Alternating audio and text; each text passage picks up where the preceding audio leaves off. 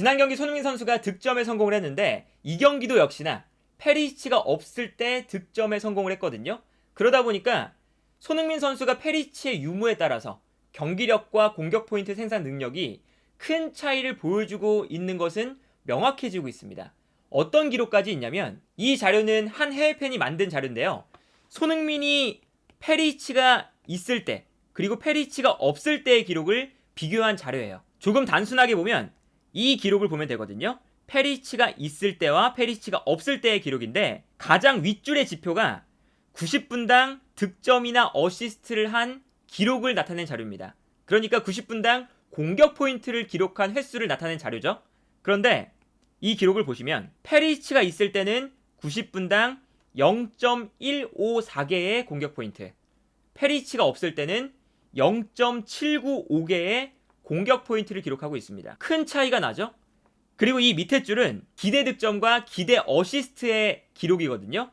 그래서 이 기록도 보시면 페리시치가 있을 때는 기대 득점이나 기대 어시스트가 0.321의 기록을 보여주고 있는데 페리시치가 없을 때는 0.676의 기록을 보여주고 있습니다.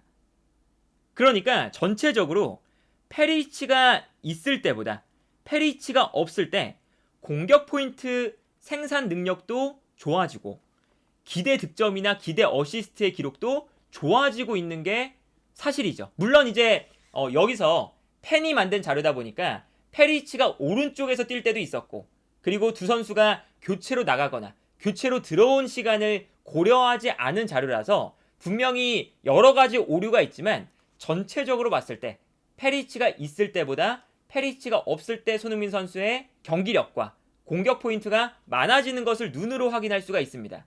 그렇다면 왜 이런 차이가 발생을 하느냐? 이걸 생각해보면 콘테 감독의 전술적인 측면을 생각해봤을 때 콘테 감독은 기본적으로 좌우 윙백을 아주 높게 끌어올리는 형태를 취합니다. 이렇게 높게 끌어올리는 이유는 상대 수비를 끌어내면서 상대 수비 라인에 공간을 만들어내기 위한 전략이거든요. 그리고 이렇게 공간을 만들어냈을 때 이 사이사이 공간을 활용하기 위해서 좌우 측면에 측면 공격수와 윙백의 콤비 플레이가 매우 중요해집니다. 그래서 예를 들면 지난 경기에서 히샬리송과 포로의 콤비 플레이가 콘테 감독이 가장 이상적으로 생각하는 좌우 측면에서의 패턴 플레이였을 거예요. 이제 어떤 게 있냐면 포로가 볼을 잡았을 때 히샬리송이 오프 더블 플레이가 좋은 선수다 보니까 공간으로 침투해 들어가기 시작합니다.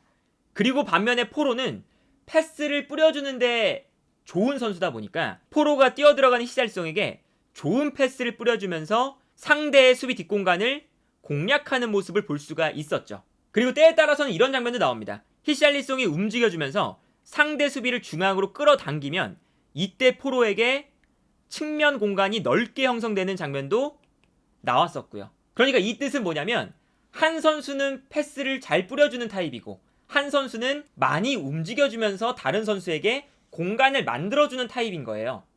그러니까 이 두 선수의 호흡이 매우 좋았었죠. 예를 들면 이런 장면입니다. 이 장면을 보시면 측면에서 포로가 볼을 잡고 있을 때 상대 수비가 끌려 나오거든요. 이때 중앙에서 히샬리송이 침투에 들어가고요. 침투에 들어가는 히샬리송에게 포로가 패스를 뿌려주게 됩니다. 그리고 여기서 포로의 좋은 패스와 히샬리송의 침투 플레이가 들어가면서 히샬리송이 포로의 패스를 받아서 측면에서 결정적인 크로스를 올려주는 모습을 볼 수가 있었죠. 반대로 이런 장면도 나옵니다. 이 장면을 보시면 반대로 히샬리송이 중앙으로 들어오면서 수비수 한 명을 끌고 들어오거든요. 그러다 보니까 포로가 높게 올라가면서 히샬리송이 수비를 끌어줄 때 측면에서 넓은 공간을 확보하고 있는 것을 볼 수가 있어요. 그리고 이 공간으로 토트넘은 패스를 보내주면서 포로가 아주 넓은 공간에서 볼을 잡을 수 있는 여유가 발생하는 것을 볼 수가 있었죠.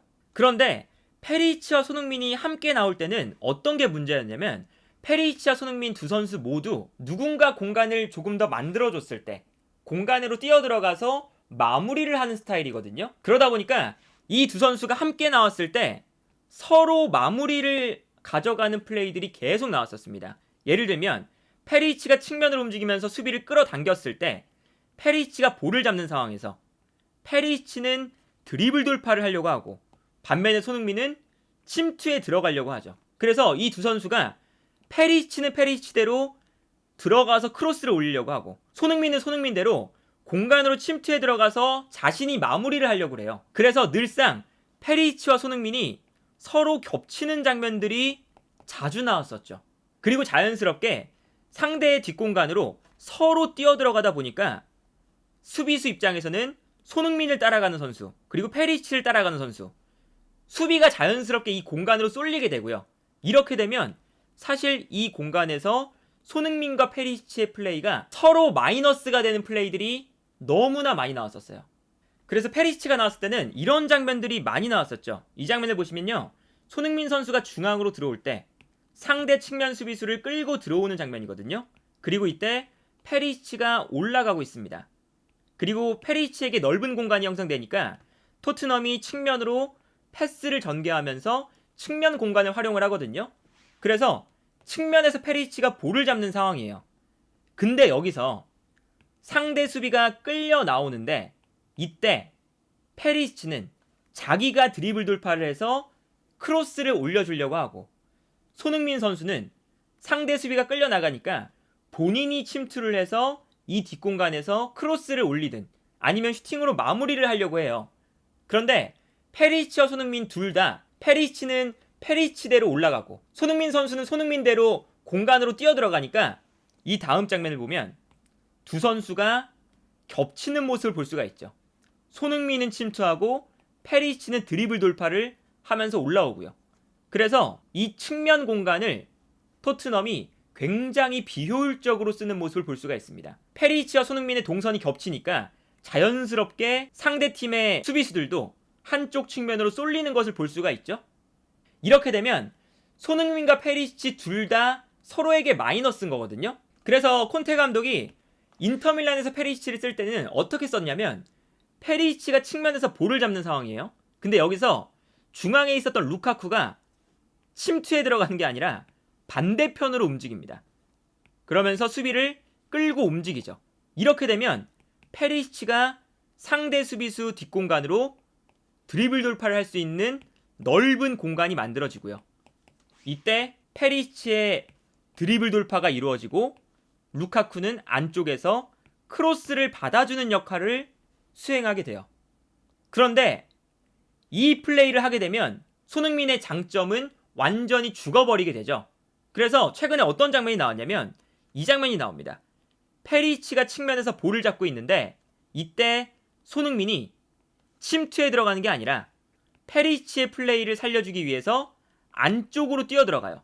근데 손흥민 선수의 장점은 공간으로 침투에 들어가는 데 있지, 박스 안으로 들어가서 크로스를 받아주거나 아니면 저 안쪽에 수비가 밀집한 지역에서 플레이메이킹을 하는 데는 손흥민 선수가 장점이 없는 선수거든요. 그러다 보니까 이거는 손흥민의 공간 침투 능력은 죽어버리고, 손흥민 선수의 단점이라고 할 수 있는 좁은 공간에서의 플레이메이킹이나 아니면 박스 안에서 올라오는 크로스를 경합하는 능력, 이런 단점들이 발휘될 수밖에 없는 동선인 거죠. 그래서 이 장면을 보면 손흥민이 반대편으로 뛰어들어가고 있고, 이때 페리시치에게 넓은 공간이 생기니까 여기서 페리시치가 상대 수비수를 돌파한 다음에 안으로 뛰어들어가고 있는 손흥민, 클루셉스키, 케인에게 크로스를 올려주는 모습을 볼 수가 있었죠. 그러니까 이 장면에서는 기본적으로 최근에 페리시치의 컨디션이 안 좋기 때문에 크로스의 퀄리티도 문제지만, 여기서 손흥민이 제대로 된 영향력을 발휘할 수 없는 공격 패턴이 된다는 게 손흥민에게 가장 큰 문제였죠. 그런데 지난 경기에서는 벤 데이비스와 손흥민이 함께 나오니까 어떤 플레이가 나오냐면 이런 플레이가 나옵니다. 이 장면을 보시면 중원에서 볼을 잡을 때 측면으로 패스를 보내주고요. 이때 측면에서 벤 데이비스가 볼을 잡는 상황이에요. 아까 전 장면과 똑같은 장면이죠.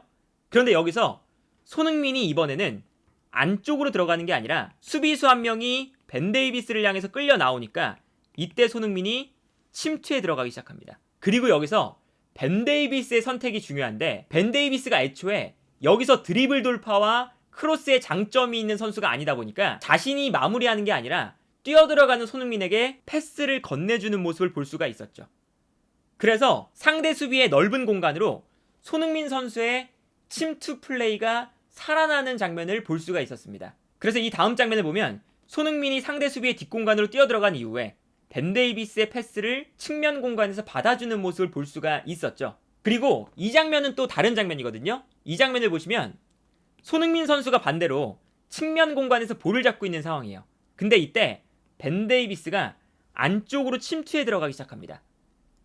그리고 이렇게 침투에 들어가면서 상대 수비가 순간적으로 벤 데이비스를 따라갈 수밖에 없는 상황이 나왔어요. 이 벤 데이비스의 움직임은 기본적으로 손흥민에게 플레이할 수 있는 공간을 만들어준다는 데에서 손흥민 선수에게 좋은 거거든요. 그래서 이 다음 장면을 보면 손흥민이 볼을 잡았을 때 벤 데이비스가 움직이면서 상대 수비를 안쪽으로 끌고 들어가니까 이때 수비 라인 앞 공간에 선수가 없는 상황이 발생하고 이때 손흥민 선수가 안쪽으로 치고 들어갈 수 있는 공간적인 여유가 있는 것을 볼 수가 있었죠. 이 장면도 마찬가지입니다. 손흥민 선수가 측면에서 볼을 잡고 있고 이때 상대 측면 수비수가 손흥민에게 끌려나가고 있는 상황인데 여기서 벤 데이비스가 안쪽으로 침투를 시작해요. 이렇게 되면 자연스럽게 상대의 중앙 수비수도 벤 데이비스를 신경 써야 되고 상대의 중앙 미드필더들도 벤 데이비스를 신경 쓰기 위해서 내려갈 수밖에 없거든요. 그래서 이 다음 장면을 보면 벤 데이비스가 뛰어들어가면서 상대 수비를 끌고 들어가니까 이때 손흥민이 안쪽으로 치고 들어올 수 있는 공간이 생기는 걸 볼 수가 있습니다. 그래서 이 장면들을 보면 페리치가 나왔을 때와 벤 데이비스가 나왔을 때의 결정적인 차이점은 페리치와 손흥민은 두 선수 모두가 측면 공간에서 자신이 크로스를 올리든 슈팅을 하든 마무리를 하려는 스타일, 그리고 공간을 누군가 만들어줬을 때 더 빛이 나는 선수들이죠. 그런데 벤 데이비스와 손흥민의 조합은 벤 데이비스가 움직여주면서 손흥민에게 공간을 만들어줄 때도 있고 그리고 손흥민 선수가 뛰어들어갈 때 벤 데이비스가 마무리하는데 뛰어난 선수가 아니다 보니까 뛰어들어가는 손흥민에게 패스를 넣어주면서 손흥민의 침투 플레이가 더 살아나는 모습을 볼 수가 있었습니다. 그래서 물론 이런 것들을 감독이 선수들의 성향을 잘 파악해서 조합을 짜주던가 아니면 선수들에게 세세한 지시를 내려주면서 두 선수의 조합을 잘 맞춰갔어야 되는데 그런 것이 안 되다 보니까 페리치와 손흥민은 서로 공간을 만들어주지도 않을 뿐더러 서로 연계 플레이도 안 되고 반면에 벤 데이비스와 손흥민은 벤 데이비스가 철저하게 조력자의 역할을 하면서 손흥민이 뛰어들어갈 때 자신이 마무리하는 것이 아니라 손흥민에게 패스를 넣어주는 장면들을 보여주고 있습니다. 아까 보여드렸던 페리치가 있을 때와 없을 때의 손흥민 선수의 공격적인 스탯이 크게 차이가 나는 이유, 그리고 페리치가 없을 때 손흥민의 기본적인 경기력이 더 좋은 이유는 벤 데이비스와 페리치의 성향 차이, 그리고 손흥민과의 호흡 차이가 정말 크게 나타나고 있다 라고 볼 수가 있겠고, 현재 손흥민 선수에게 다행인 점은 페리치가 월드컵이 끝난 이후에 컨디션 자체가 정말 안 좋아서 콘테 감독이 최근에 페리치를 선발해서 제외를 하고 있거든요. 특히나 AC 밀란전에서는 빠르게 교체를 해버렸고 콘테 감독이 아파서 없을 때는 스텔리니 코치가 페리치를 뺄 수밖에 없을 정도로 페리치가 컨디션이 안 좋아요. 그렇기 때문에 페리치가 컨디션이 수직적인 상승을 보여주지 않는 이상 벤 데이비스가 당분간은 나올 것이 예상이 되거든요. 그렇기 때문에 손흥민 선수에게는 남은 경기 동안 조금 더 좋은 환경에서 플레이할 수 있는 상황이 만들어졌다 라고 볼 수가 있겠고, 그렇기 때문에 손흥민 선수의 리그 100호 골이 아마 조만간 나올 가능성이 매우 커 보이지 않나 라는 생각이 드네요.